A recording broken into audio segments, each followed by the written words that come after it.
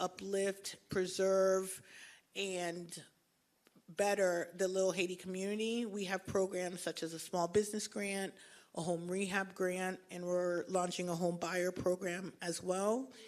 And so I invite you to be involved. Please follow us online. Make sure to learn about the trust and all the resources that we have available for the community.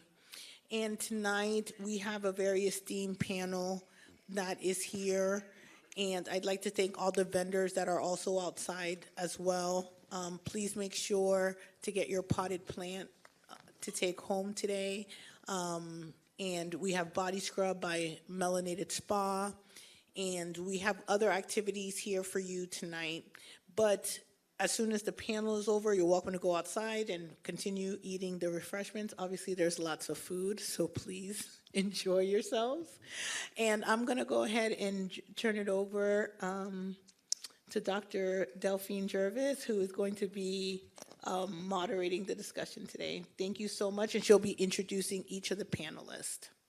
Joanne, you adding extra student loans to my life? No, I am. Don't say you prophesying. I'm prophesizing. I'm speaking into existence. Free. I know that you will be there one day. Thank you. Thank you. Awesome. Good evening, everyone. We could have been anywhere else in South Florida because we know it's a lot of things that are going on. But we all chose to be here this evening with one another for this very important conversation. My name is Delphine Jervis. I am a licensed clinician. I am the president of the Center for Equitable Access and Treatment of Trauma, as well as the CEO and founder of Breakthrough Care and Resource Center. The first one offers free counseling services to individuals in our community, and the second one is a virtual group practice that serves about 7 states and counting in this country, all for the purpose of ensuring that people experience access to quality health care. And I am happy to be here with our guest panelists. Please humor me as I share some really good information. How many of you guys know that it's important to have receipts, right? When you go and you buy something and you come back without a receipt, what tends to happen? They give you a harder time, right? These ladies here have phenomenal receipts about who they are, what they are about, and I would love to be able to share on this. So we will start off with Dr. Jean-Jacques. Dr. Jean-Jacques is a licensed clinical psychologist. She has worked in private practice and child welfare, overseeing the prevention programs and services for children in foster care and their families. Her passion includes educating people on strategies to prevent and address behavioral health in the Haitian community, as she grew up witnessing firsthand the impact of mental health stigmatization in her community. So welcome her.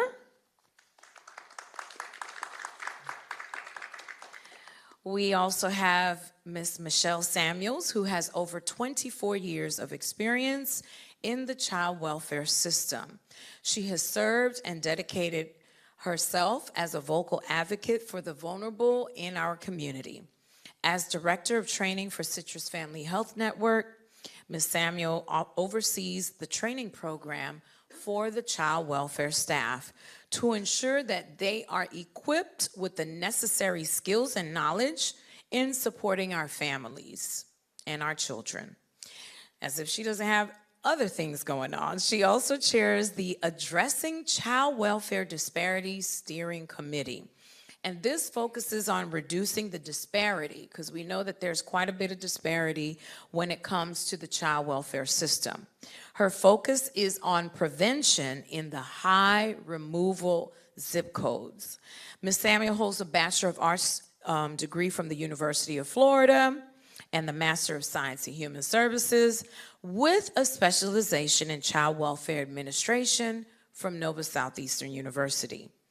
Ms. Samuels holds a certificate with the State of Florida Certification Board as a Child Welfare Case Manager Supervisor. She's also certified as a Family Group Decision making conference facilitator. Let's welcome Ms. Michelle Samuels. Awesome. Last but definitely not least, we have Ms. Deborah Saint-Ville. Y'all, I'm practicing my French. I was telling Dr. Jean-Jacques, I was one of the ones who said, I'm taking French throughout middle, high, and college. So I appreciate this right now. Ms. Deborah Saint-Ville is an immigration attorney and immediate past president of the Haitian Lawyers Association. She is a supervising attorney at the Catholic Legal Services. Ms. Saint-Ville is an advocate for fellow immigrants, serving as a manager of the Immigration Legal Services in the Office of New Americans of Miami-Dade. ONA is a countywide initiative to help legal residents overcome any barriers on their path to full citizenship. So ladies, welcome. We got attorney, we have the clinical, we have child welfare. I want you all to think about some of the questions that you might have for our panelists later on today, later on this evening. So I would like to start with you, Ms. Saint-Ville. For someone here tonight who may be navigating the immigration concerns, and we have quite a few, that being an understatement, or someone who's supporting a loved one who is, what are some of the steps that we can take to feel more empowered and less vulnerable at this time? I'm guessing we're going to talk about the point of view of us being here today, right? Definitely some of the steps that we can take is literally empathy and being there for the individuals. A lot of individuals do feel alone, right? So they feel like they have no one to talk to, and they feel like they're going through this by themselves. So we are talking about the individuals that are going through the immigration issue. It is a different time for not only the clients, it is a different time for the attorneys as well, right?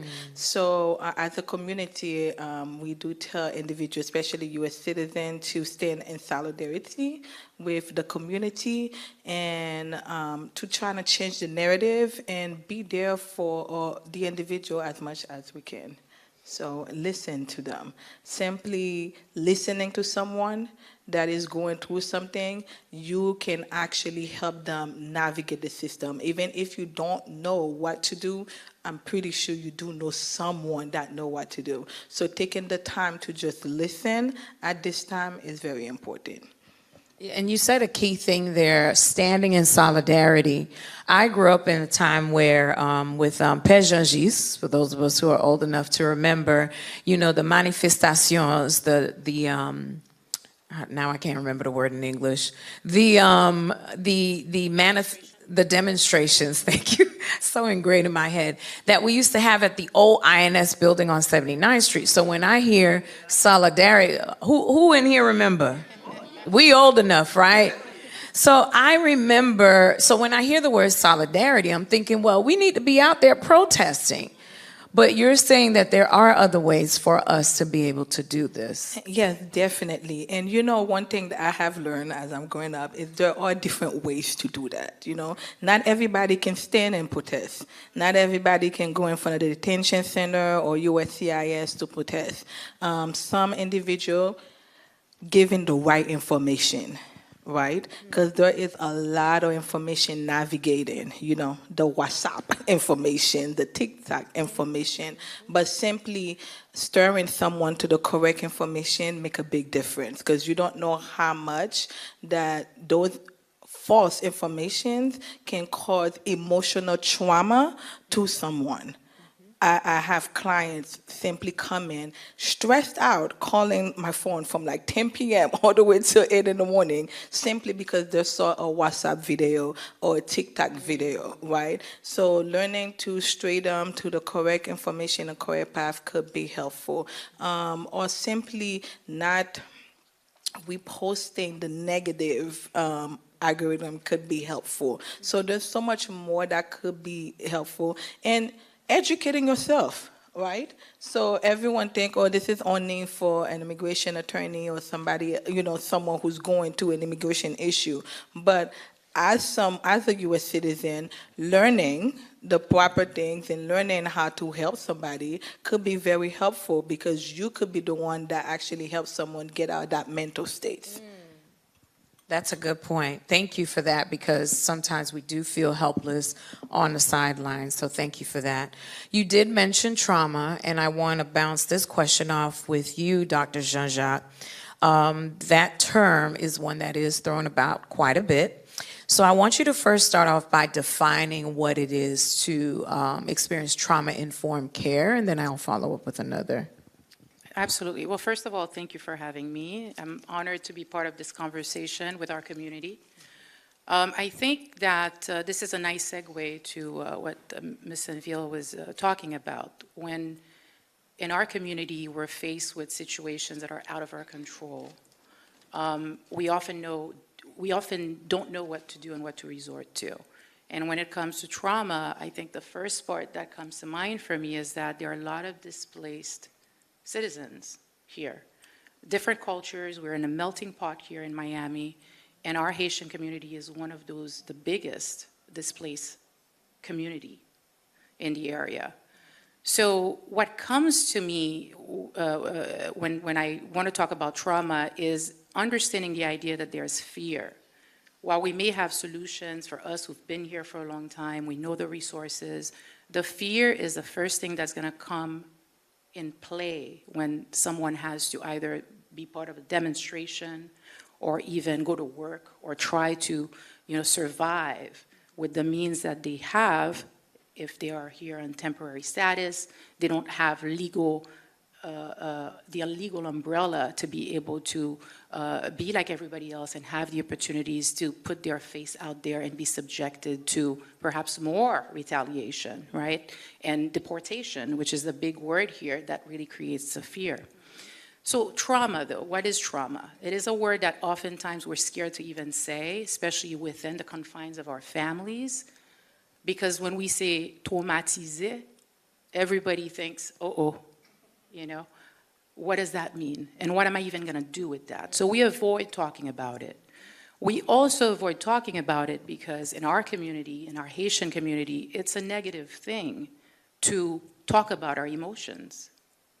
We don't want to say that we're afraid. We don't want to say that we're scared. We don't want to say that we're hurt, that we're anxious, we're nervous. We don't talk about those things. I grew up even hearing it around me in Haiti, be strong. Mm-hmm. If I have an emotion that's overwhelming, and really that's what trauma is, it's an emotional response that's overwhelming. It was caused by either a natural incident, the earthquake that we all are familiar with after what happened. To me, not long ago, because the sequelae is still very present. We celebrate the anniversary of the earthquake every year because it was so big and affected us directly and indirectly. Mm-hmm. So we have natural disasters that can create trauma. We have other types of things that happen that can create trauma. Domestic violence, which is rampant in our community. And I want to tie all that to when I talk about trauma for our community, the fear of even verbalizing our emotions. Domestic violence plays a it's linked to that because we're not going to talk about emotion, and I'm not excusing this, I want to make sure I'm very clear on that. Then we act out our emotions with violence. Men and women. There are different ways that violence continues to perpetrate, and then we end up in that loop where we're perpetrating domestic violence, not just physical, it can be emotional, it can be psychological, it can be sexual violence. And then we teach it to our children inadvertently, and they get exposed to it. So when we talk about trauma, we have to think and take ownership and responsibility on acknowledging our emotion, acknowledging what's happening, and seeking help and support for it. It's important that you mention the fact that in the Haitian culture, the be strong And so that means you have no other way to be. And we've actually bought into the myth of we are resilient. How many of us have heard that word assigned to the Haitian people? We are resilient. And resilience is born out of trauma, out of difficult experiences. You don't get to be resilient just by getting up and putting on makeup and showing up. You are resilient because there is something that has disrupted us. And so I appreciate the fact that we get to look at trauma in a way that says that it is not just a thing that happens to those who are victims. It is something that happens to all of us directly and indirectly. Thank you for that. So, Michelle, I know you're more on the system side of things and not in the granular as Dr. Jean-Jacques is. Can you talk to me about effective ways that you've seen trauma-informed care go from just being a theory to being something that's practiced? Sure. Thank you also for having me here today.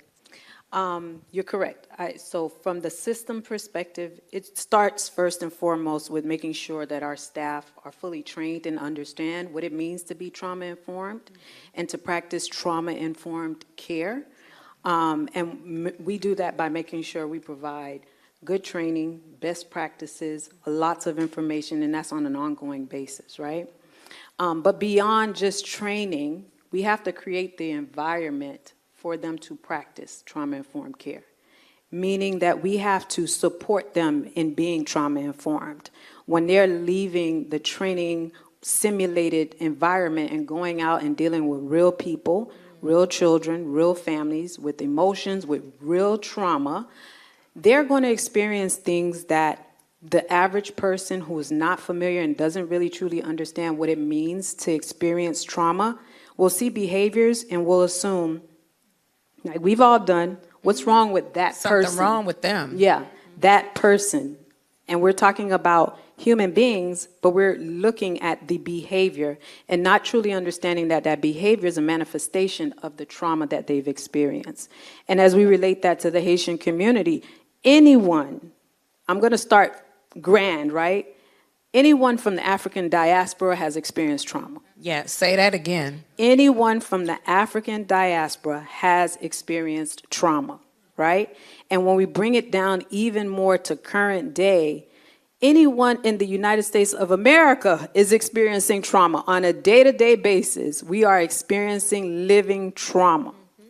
And that trauma is at the basis of how we engage with one another, how we present ourselves to one another, right? How we are as a community, as a people.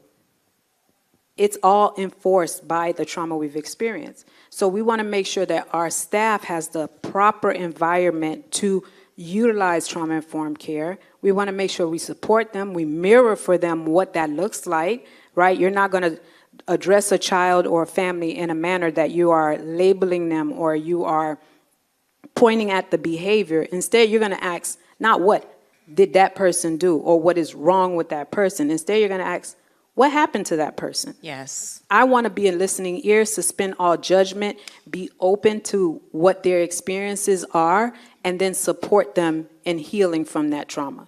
So that's how we move from being a theory to an actual informed practice that's beneficial to both our staff and to the families that we serve. Because it's important to make sure that organizations are as informed as they should be with what it looks like to carry out this theory into practice. It looks like people being trained, and like you said, coming from that simulated experience, because it's all nice to sit there and watch PowerPoints, but when we hit the streets, the homes, when we're in sessions, when we are in faith places, worshiping next to someone else, we are not necessarily thinking, what's wrong with them? It's not a them problem, it's a what happened. And coming from a place of curiosity too, right? Trauma-informed care says that we are curious. We do not make assumptions. Even among us here, right? We are all melanated sisters. And so the assumption is, and two of us have natural hair, right? And so the assumption is that we have the similar lived experiences. None of us do. When I was Googling you, Ms. Sanville, I believe you have a East Coast and a West Coast experience, right? I would have never thought I would have read about a woman from Northern Cal, and that's a cool thing, but to the point of coming from a place that does not have assumptions. So thank you for that. All right, back to you, Ms. Saint-Ville. Immigration laws can be confusing. So I'm an immigrant, a child of immigrants who immigrated here myself. And back then, this is Ronald Reagan era. So where are the people who can identify again? What are people? Am I the only one? Me? Reaganomics. That's what everyone knows. But as a child of immigrants, I feel as if I'm seeing stuff replay itself all over again. And to your point, Dr. Jean-Jacques, feeling re-traumatized myself about some of the things that are coming up. So, Ms. Saint-Ville, my question is, with the laws that are so confusing, or the laws that get kind of murkied and everything that's going on, especially when people are trying to do the right thing, but we don't know where to start. What are some common legal mistakes that people tend to do, that you tend to see that kind of trip us up, and how having the right information is going to be helpful in easing this for us? Common mistake I will talk about our Haitian community is not wanting to see a professional, right? Okay. Which is such a big deal. So how do I explain it to our clients? In general, when you think about, which is a trauma sign, right? Yes. Because lack of trust. Lack of trust and what they have experienced in their own country, Yes. right? So when you say, why didn't you go to the police? Well, why would I go to the police? Well, because they're here to help you. No, the police is this because it's what they experience back home. They don't trust the police. They don't trust any authority. They don't trust any attorneys. So therefore, within, like I mentioned earlier, getting information from TikTok, from WhatsApp, instead of going to an attorney, and which caused a lot of issue. They rather go to someone down the street that their cousin told them about than for them to go to an attorney, even if it's a free consultation. It's so sad. So talk to me, you bring up a point of, especially those of us who are parenting our elders, and there are legal things that are coming up that our parents aren't necessarily mindful of. How do you encourage the younger generation to make sure that their elders are up to date with the things that are necessary? Considering this is our culture is very gamun timun, big people, little people type mentality.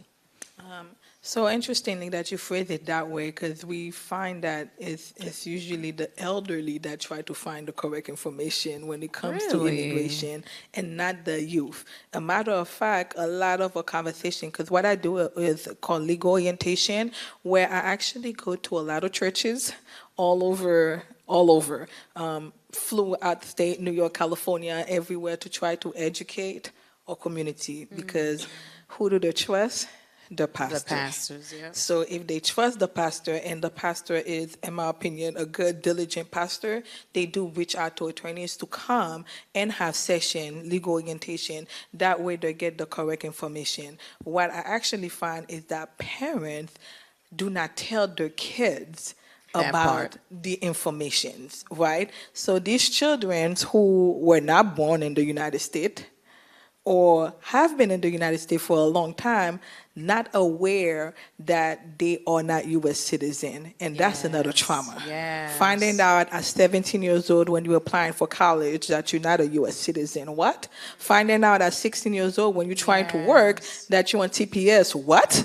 Like, because these parents are not telling these kids, like a lot of them came with their babies in their hand and boat, right? So these kids grew up in the United States, have no idea what is going on with their legal status, right? And sometimes finding out, like I'm just thinking out loud the other day, this young man came in, he is 21 years old, and he is now finding out that his mom don't have any legal status. And he went ballistic in the office, and everyone thought he was rude, like, we have to call the police to come him down. I'm like, no, he actually just found out that his mom could be deported. And he's like, you don't understand. What would I do if I'm my mom? So to watch all these scenarios, that's why it's so important to try to educate our community. And we just got to reach them where they're at. Right? So they don't want to come do a consultation at your office. We get up and go to the community and try to partner with as many people as we can, whether it's like the local government, go over there, whoever the trust, and then we'll do a legal orientation. Or as I mentioned, church is literally the best place because Ground zero. Yes. So we've done so many church legal orientation to be able to tell them the correct information, because that's where they're going to come and that's where they trust. Listen, that's major there, right? The generational differences, the secrets that are kept, and parents are just doing the best that they can, hoping that one day that these legal matters will fix themselves. And I'm from that generation where I went, my parents were very open. I saw the people come. I remember filling out papers. So I was aware, but many of our friends were like clueless at time of graduation. So it's important to keep the communication lines open is what I'm hearing there. Yes, and you mentioned something, filling out papers, right? And you probably didn't think there was nothing wrong with that. But many of kids talk about this. Like, it was actually trauma, having to complete those I'm immigration in therapy papers for for a their reason, parents. okay? So, Parentification is a thing. And when I was in social work school, when they said that, I said, that's me. And that's a lot of people like me. Again, trauma responses. And we're not out here wanting to, of course, just label everything trauma. That's trauma. Oh, there's trauma. That's not what we want to do here. But it's a lot of things that are based in lived experiences that are not typical of others. So, all right. So, Dr. Jean-Jacques, this question is for you. You've supported professionals working through trauma every day, right? What helps you? This is more of a personal question because who helps the helper? What helps you to maintain your own emotional health while caring for those who are, carrying around some heavy things? Well, I'm still working on it. And that's the honest answer. I think that it's important for us individually to acknowledge our weaknesses and our down, or what we call talon d'Achille, our weak points, our pain points. But again, having grown up in a culture where you're supposed to be this or you're supposed to be that, we have a natural tendency to push it back, right? To suppress that and to put that facade of, we got this. But the short answer to this is actually seeking help, reaching out, having a support system. So the same advice that we give to our clients, to the community, we have to do it ourselves too. Again, I agree with what you said earlier. It's not that we want to label everybody has trauma, but the Center for Child Diseases, in 2022, 60% of the population would have had at least one traumatic event by the age of 18. Mm-hmm. Those are facts. And again, trauma varies, right? And two people can be in the same traumatic situation and not react the same way and not have a same traumatic response, but we are in one way or another going to be exposed to it. So to me personally, having a support system has been and continues to be the strongest element in helping others, navigating through the traumatic experiences that don't stop. Sometimes they continue, sometimes they're chronic. The immigration issues that we have right now, it's not a one and done. It's going to continue, right? Because we have social political contexts that are continuing to exist in our country. Sometimes they're better, sometimes they're worse, but they're going to continue, and it's always going to be in the back of our mind, what if, what could happen? So reaching out to your support system, creating a support system, having friends, people that can support you, and most importantly, in addition to that, making that plunge into professional help. Say that part again.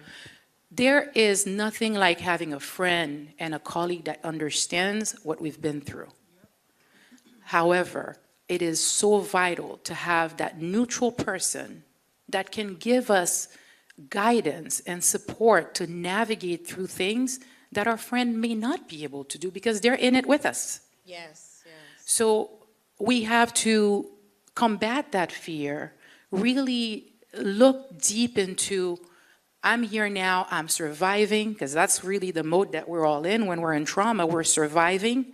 We're trying to regain control over something, an emotion, something that's overwhelming us, something that made us feel unsafe. We need guidance, professional guidance. So as a psychologist, I have been always proud to tell people I'm always in therapy. Yes, ma'am. Always Yes, ma'am. in therapy. And literally, I have a therapist on standby. I've known this woman for 20 years now. We're colleagues too, but when I go to her, I make an appointment. I'm in her clinic, and I'm the client. Yeah.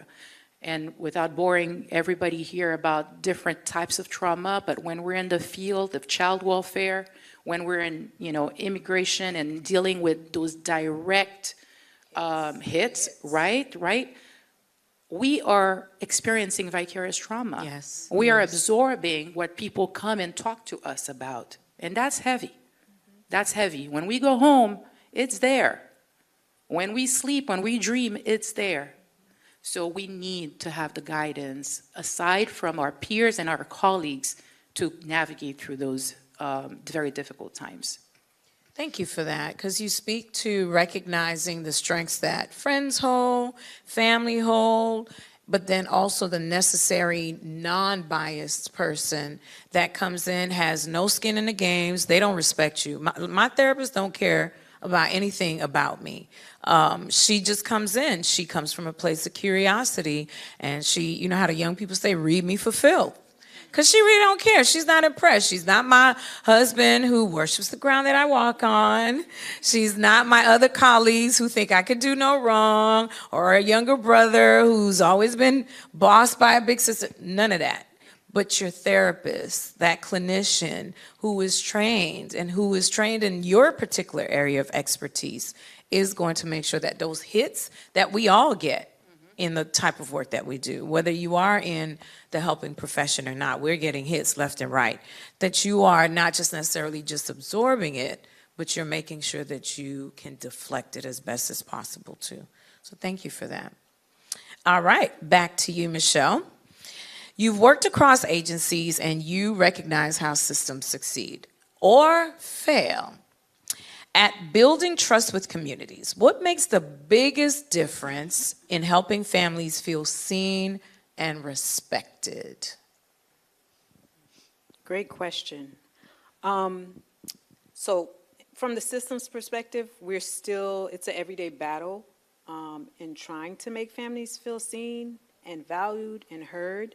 But it first and foremost starts with authentic engagement. Making sure that, like you said, coming from a place of curiosity, wanting to know more about the family, the child, not coming in with prejudgments, not coming in with solutions that we created in some backdoor office on our own and coming to impose them on a family or on a child. Really valuing them as the experts that they are on their own families and on their own experiences, and making that authentic effort at trying to build trust with them so that then they can buy in, right? And they can feel safe and secure and want to participate in whatever interventions it is that is being put into place, right? Oftentimes, especially in child welfare, we come in guns a-blazing, and that's figuratively, but literally, I mean, we are coming in with the solutions. We know the problem. We know the answer. We're going to fix you, and then and not ask any questions. There you go, and not ask any questions. And those families just come right back. They come right back. They're going to do what we tell them to do in that moment to get past this situation. And then once the door is closed, the case is closed, they come right back. Why? Because we never really got down to what are the underlying issues, right? What is the trauma underneath? What did they experience? How do we help them heal through that experience? And to do that, we have to kind of unpack everything and see them for the valuable experts that they are. So we have to build authentic trust with the family. We have to engage with the family. We have to make a safe environment with the family so that they are feeling valued and a part of the process. I think that's the best way. And again, I'll say this, first one to admit it, it's a challenge. It's an everyday challenge that we have to work at day in, day out, child by child, family by family. And if I can chime in on that, I think the other thing too, I've worked with Michelle, full disclosure, for a long time now. I think the other thing too that we unfortunately fail to realize as a system is that we are oftentimes re-traumatizing as well. So when we talk about, child welfare, removing children from parents because of safety reasons and warranting that removal, obviously, but that child is undergoing trauma too, and because of that removal, right?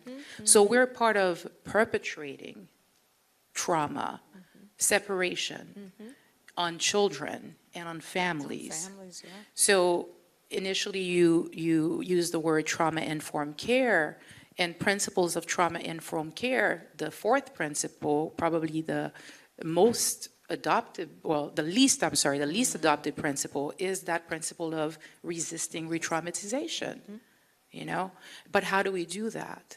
How do we do that when we know that we have to keep children safe? How do we do that when we know we have to prevent other situations from happening? So sometimes it's inevitable.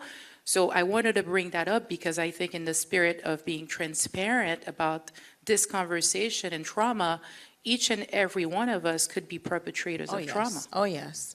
Because we are the arms of the system in some form or fashion, whether as a group practice owner who has to answer to the health management organizations, the big HMOs, or those who work in child welfare. We have to recognize that we could be the tools utilized to perpetrate re-traumatization and, dare I say, traumatization.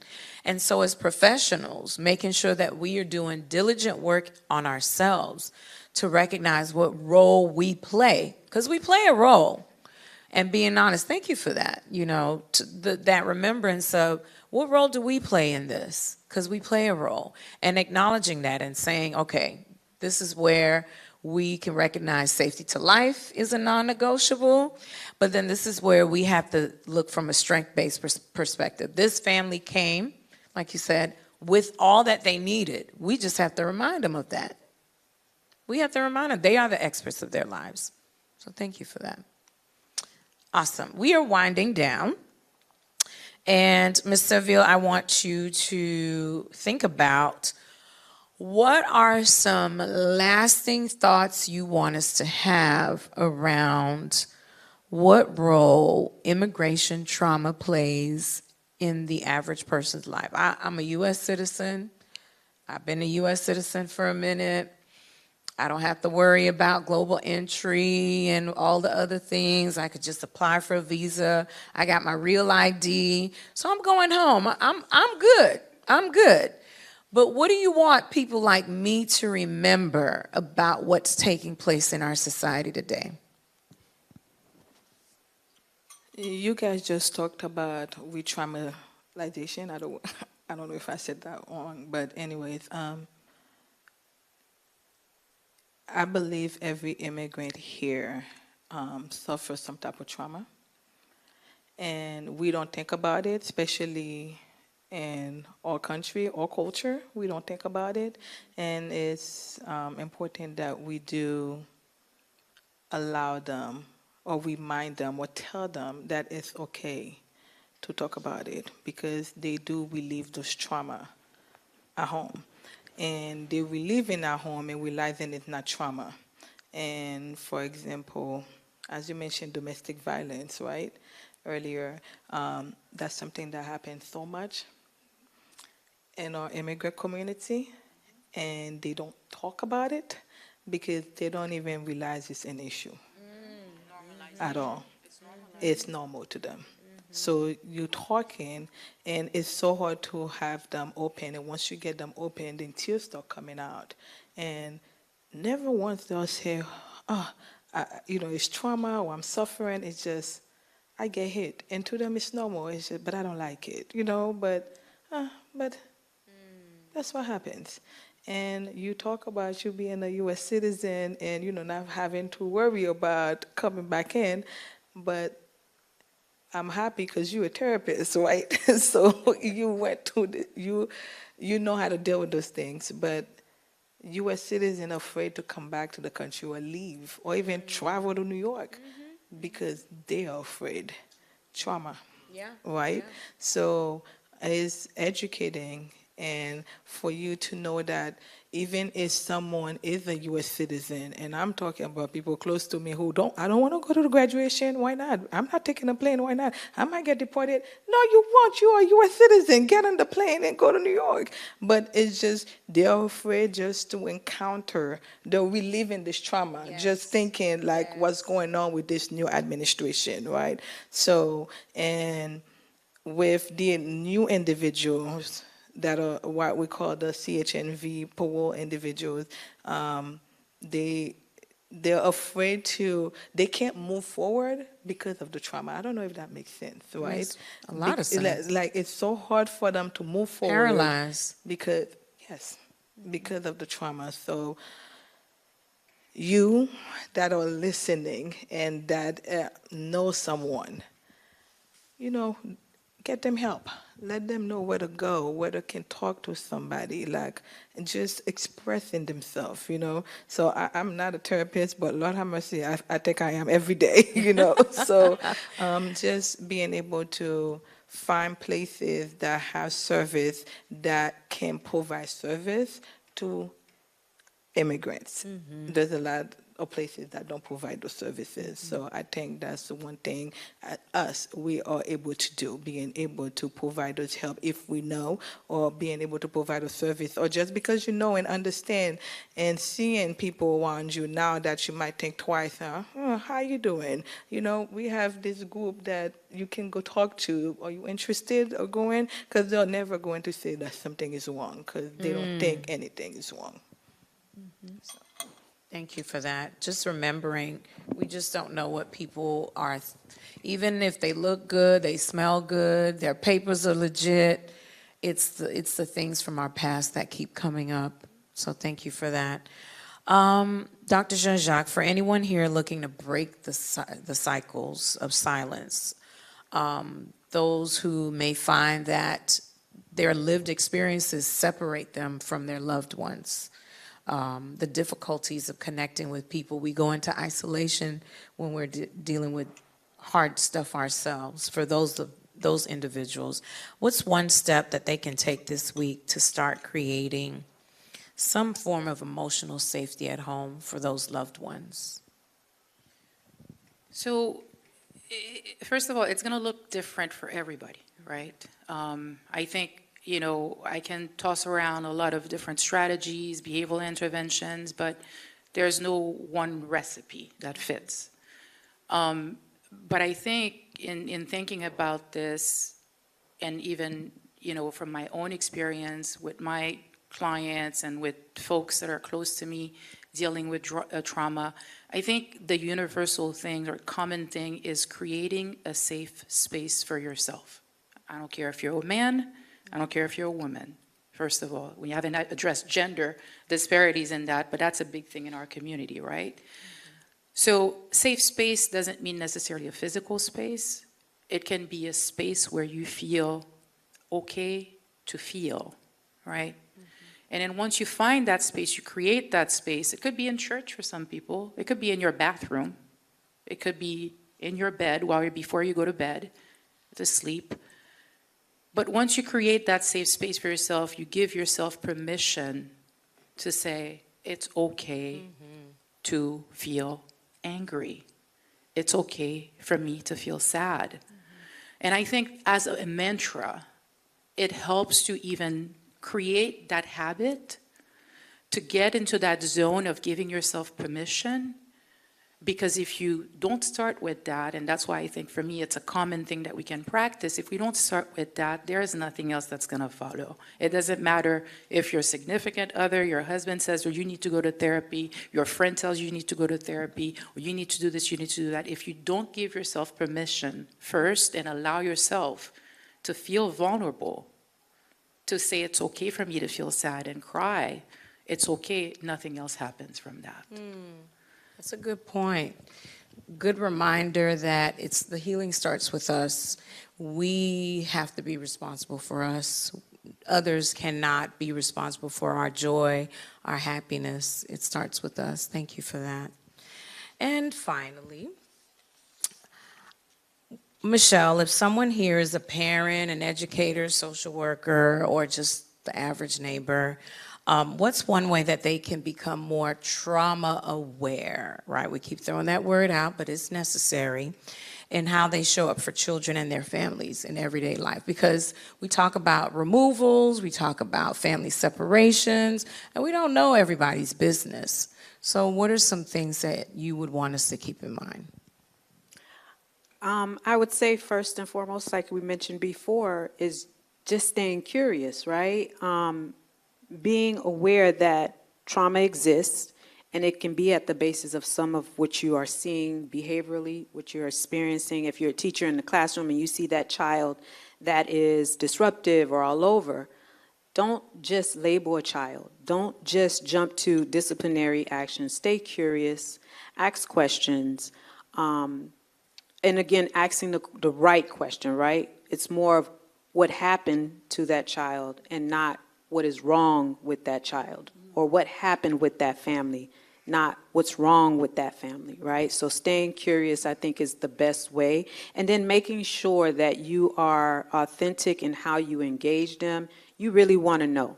You really want to be a support. Have that listening ear, and suspend your judgment. You don't know what's happened in people's lives until you ask, until they share, and you can't help them unless you are truly, authentically curious to help them, to find out what happened to them and to help them in their healing process. And I would encourage you to encourage them to seek professional help. It's been said by Dr. JJ, it's been said across this panel, but we can do so much from the perspective of being a friend, a neighbor, a teacher, but trauma needs to be addressed professionally. And so I would encourage you to encourage them to seek professional help.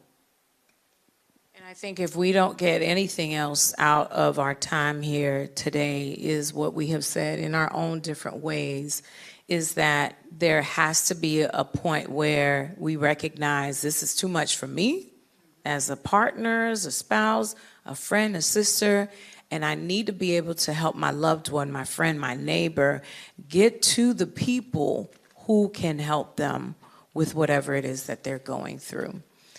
So thank you, ladies, so very much for sharing all this valuable information. Were they great, y'all? Thank you guys so very much. And you know we're friends because she called me Dr. JJ. Everybody's like, Yeah, who that? I was Who like, that? well, I don't know you like that. Dr. J's like, I'm being told to call you Dr. Jean-Jacques. Do we have time for a few questions? Okay, all right. Do we have any questions out here? Anyone who has any questions, thoughts, reflections? Anyone? Okay. Okay. This is for Attorney Bill. You mentioned how important the church was and how you're going out to the different pastors and churches and providing different workshops on information. What would you say are some actionable things that you're sharing with those pastors that we can maybe learn today as well? That's a great question. Always, it depends on the community, of course, but definitely there are different pathways to get in your residency aside from the regular, the one that's most common is through marriage, right? So we teach them about VAWA, which is Violence Against Women Act for individuals who have been abused by a spouse, right? Teach them about U-Visa, which is if you have, or a victim or witness of a crime. And that part, we take a long time with it because our community don't like authority. So we explain to them the importance of actually collaborating with community. T-Visa, trafficking. We explain to them, we not only explain the law, like I can regurgitate the law all day long and it don't matter, but the way we do it is really using example that actually happen in the community. Right? When I talk about sexual trafficking, they're like, well, nobody's doing that, right? No, nobody's getting kidnapped. But then you'll give them an example that they can relate to, for example, and say, well, sending an individual, an immigrant, to prostitute to be able to pay for the home because they don't have a work authorization, that's trafficking, right? So now putting it in a point of view that they understand, help them realizing, oh, maybe I could be eligible for that. So talk about different eligibilities that they could be eligible beside the regular pathway that most people think about. So it's the humanitarian ones. That's why the U visa, the T visa, the VAWA, and also let them know about the you can have many different pathway. You know, a lot of them think, oh, you can only have one pathway. A lot of them think, well, no, actually, you could have as many as you can, whichever gets you the residency first. That's what you stay with, you know. So a lot of, again, abuse relationship and don't think there's no other way. So hey, if you do talk to an attorney, your spouse don't have to know, and they will not know. You are protected. So different things that they don't talk about in outside a lot, or they don't hear in the street, we kind of tell them, so they have it in the back of their mind. I hope that answers your question. Okay.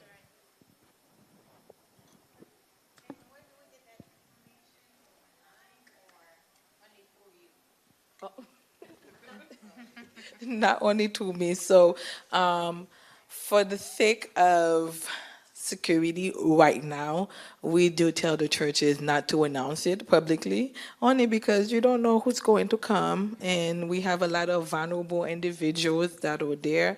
But if you do want to have one, we just tell you to call the office and we'll set up one for you. And like this we is Catholic coordinate. Charities? No, the Haitian Lawyers Association. Yes. Yes. HALA. Yeah, Yeah. HALA. HLA. Yes. Haitian Lawyers Association. Yes. You're welcome. I had a question, I guess it would be for either Dr. Jean-Jacques or Mrs. Samuels. Since in our community, people don't really, a lot of them don't really know about, trauma informed or what trauma is. I'm just curious as to how have you been approaching these type of, conversation, because it's not something that is really spoken about much in our community. And there's a lot of trauma from many different things, so just curious about that. So I mentioned here I'm a psychologist. If I talk to someone, I don't tell them I'm a psychologist. That's a scary word. I'm here for support, So you have to find a language that people will be less defensive towards, right? Less resistance to hear. When they hear words like psychology, therapy, those are scary words for, not just the older generations, even the new generation, right? So I think it's in our approach. It has to be one that is, as Michelle said, genuine, authentic, first of all, and being mindful of how we are presenting ourselves. Even as a psychologist, I know that my role is to support. So instead of putting the title first, I put what I do first, right? And what's in it for them, what I can help you with, and ask them, right, what can I help you with, So I think that's the best thing, to break the barriers and to start that conversation and to start that relationship building, right? Which is fundamental in therapy. And if you don't have that, if you can break that barrier, right, then you're not gonna go anywhere. So that's a good question, though, because if you are that sibling, neighbor, whoever, don't lead with words like psychologist, social worker. The word social worker is the last thing that I use, because I would find that clients, when they found out months down the road, oh, you didn't tell me you were a social worker. Yeah, because in their minds, social work is associated with removing children from home. Never mind, I don't have a colleague who's ever worked for DCF, but that's neither here nor there. It's already in their brain. So it's also helpful to minimize titles in introductions. It's just to say, someone I saw them speak and they were really good, and I think that they can support you with this. That's a good question.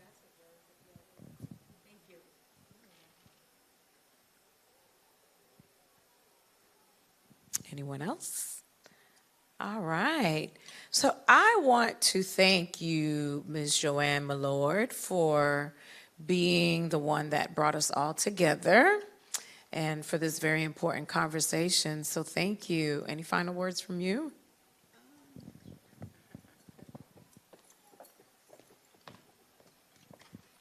I just want to say thank you for all the panelists for being here. Thank you for everybody who came out today. I think we need to have more of these type of dialogues in our community. Unfortunately, it doesn't happen enough, and it doesn't happen as often as we need to.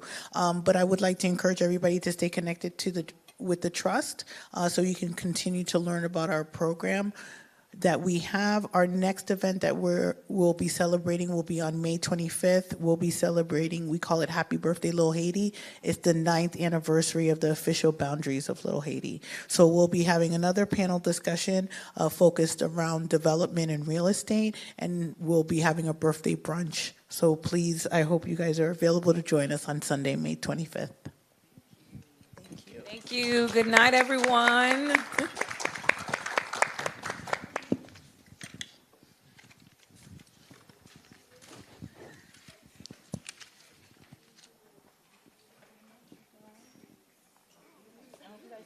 I got my B12 shot.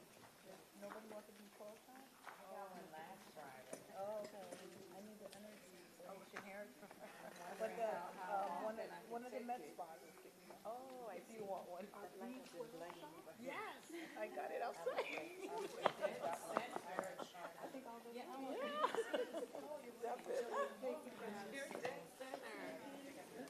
My name is Amber. Nice to meet you. Nice to meet you. Can I get your information by chance?